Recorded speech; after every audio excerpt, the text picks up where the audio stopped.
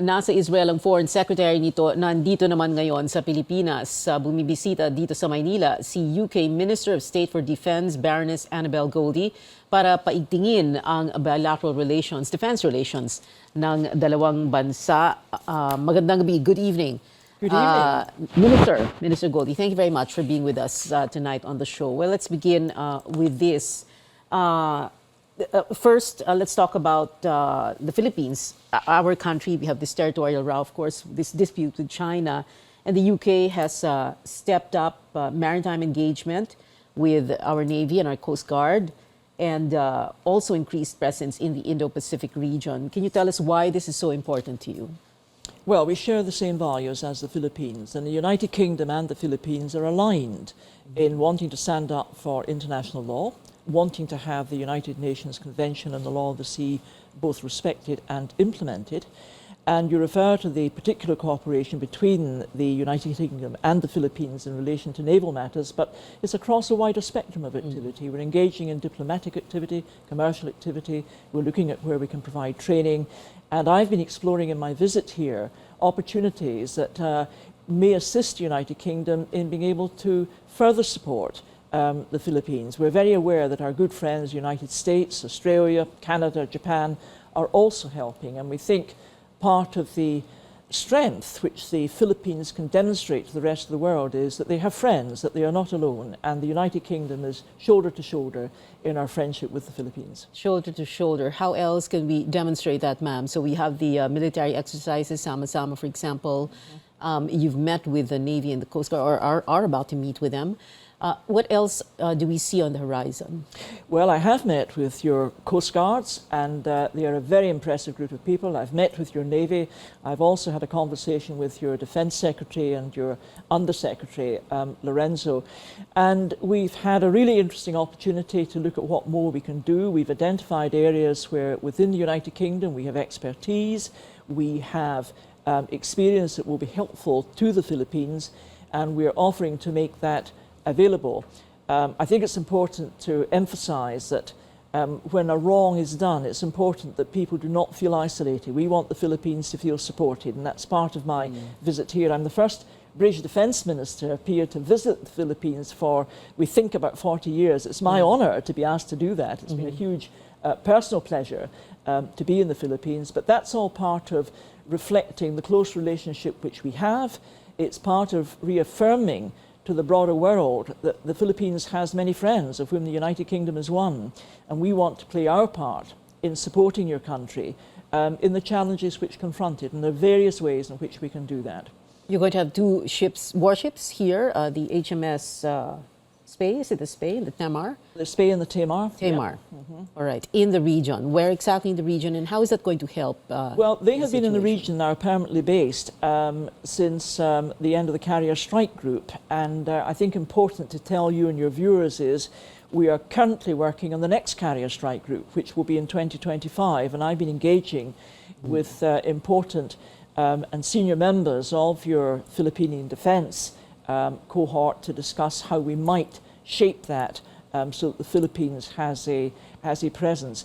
That was a very important signal in 2021 to this region, that the UK regards this region as strategically significant, which we do, that we want to do more than words, we want to actually play a role here. And we did make clear at the time we'd have two vessels permanently deployed, and that's what they've been doing. Now, Spey is more located to this part of the region, and that's why Spey has been participating in exercise Sama-Sama. All right. Well, ma'am, from that, the territorial dispute of the Philippines with China and other nations, of course, in this area, let's move to another territorial conflict, the conflict or the war between Israel and Hamas. And we know, of course, Hamas is not Palestine or the Palestinians as a whole. Your country supporting Israel in this regard, and there has been, as a matter of fact, a joint statement from your country, the UK, the US, France, Germany, and Italy. And how exactly are you going to flesh out this support for Israel in defense terms? Well, as you rightly say, there's been engagement at the highest level by the United Kingdom, direct calls between the Prime Minister and Prime Minister Netanyahu, and also the Foreign Secretary James Cleverly, I understand, has actually been in Right. Tel Aviv today. So we're busy making clear that we utterly condemn the atrocities which Hamas has committed. They are unforgivable, and they are brutal, and I'm very saddened to say I learned today that I think some of your own citizens have sadly perished, and I share with you my commiserations and my deep regret that that should have happened. The UK is in a similar position, but our thoughts are with you. And what we want to try and do is, with the Israelis, determine how best we can provide that support. It may be in relation to security, it may be in relation to humanitarian issues. But whatever it is, we want to explore and make sure that we can make available whatever is best placed to provide assistance at this really desperately difficult time for Israel. So it's either defense or humanitarian. Well, it may really, be but security, it may be security. humanitarian. It is for Israel in these discussions to indicate how best we can help. Ma'am, let's do a little bit of history here, and this is going to help a whole generation of Filipinos understand what has happened. Tell us how the world has changed prior to, for example, from prior to 1947. At that time, before that, maps showed what was called the British Mandate Palestine. Until tell us how the world has changed until today, where only the name Israel and West Bank and Gaza are the names seen or the names that remain on the same map. In other words, has Palestinian land shrunk in what is now Israel? Can you help us understand that, no? And why was it British mandate, and what does that mean today? How does that impact on what happened in the last 5 days? You're right, there was a historic connection between the United Kingdom and that part of the Palestinian area. There was a creation post the Second World War of a new Israeli state, something that many people agreed was overdue and absolutely had to happen. There was Yes, I hope we can show the 1947 map so that people can get a picture. Right, okay. Yeah. And there was the ambition and the aspiration that Israel and the peoples of Palestine should be able to coexist in a peaceable and what you call that two-state. Yes, a two-state. Which is not what's happening now, right? Well, there should be a two-state presence, and there ought to be a two-state solution to this. But what has happened is that Israel occupies one part of the geography, and as your map indicates, the Palestinian people occupy the Gaza Strip and also the West Bank. Now, there have been, over the years, many attempts, Pia, to achieve constructive relationships. There's been the Middle East peace process, there have been the Oslo Accords, because many people desperately want to help both groupings towards peace. And that, at the end of the day, is going to be best for the area and for the wider region. Otherwise, we're going to get continuing instability.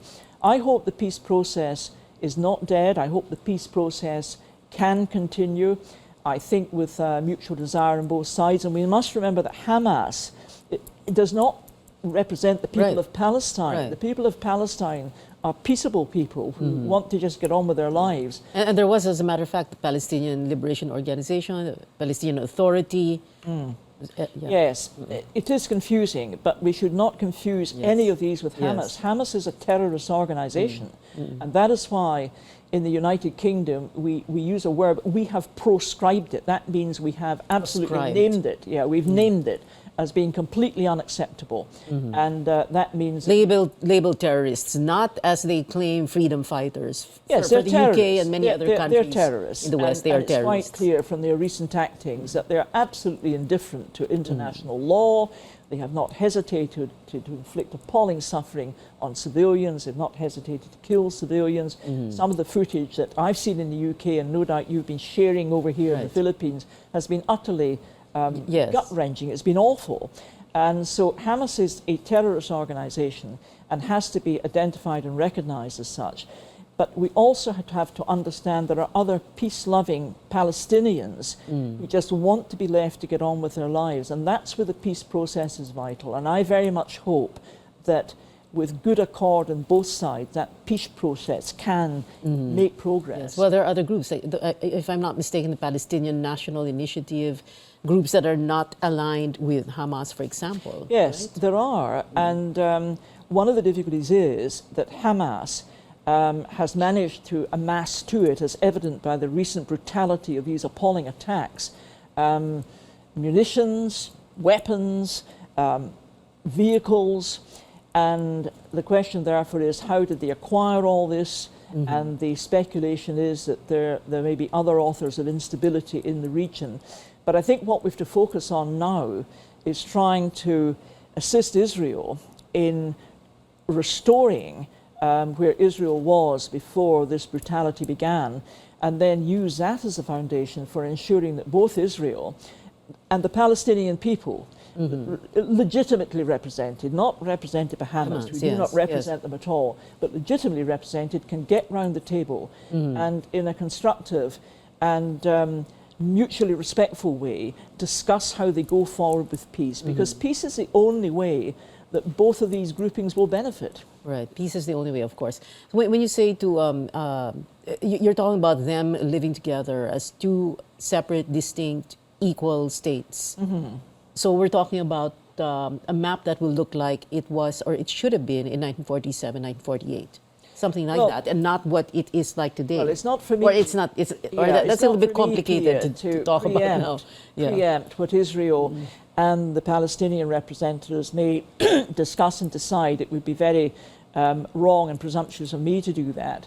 There has been a recognised position over now a long time, decades in fact, and what I think is very important is that it is not Hamas which tries to dictate events by completely unjustified violence and the commission of absolutely atrocious events. It is for the two entities to discuss how they can live, each as two separate sovereign states, viably, each with their own economic sustainability, and each with their own mutual respect and global recognition. Two states living viably together, side by side.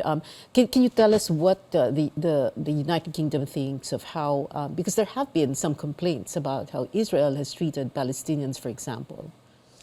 Well, Israel, like any other state, has to operate within international law, Pia, and while it's entitled to act in self-defense, and no one questions that, Israel must act in conformity with law, and it must make sure that its response is proportionate. Now, it will have to make these judgments for itself, but at the moment, what we've got to understand is there has been a chaotic situation visited upon Israel, and what the United Kingdom is trying to do is to support Israel in getting a restoration to stability and working out what we can do within the UK to support Israel in getting back to normal. And if we can play a role in influencing these absolutely essential peace discussions that must take place, then that is a role we will happily play. And you're still hopeful? Yes, I am hopeful, because I think both the ordinary Palestinian people, we must not lose sight of them, and most people in Israel actually want to get on with their lives without the constant threat of violence hanging over them. Ma'am, the UK Minister of State for Defense, Baroness Annabel Goldie. Ma'am, thank you very much for being with us tonight. Maraming salamat po.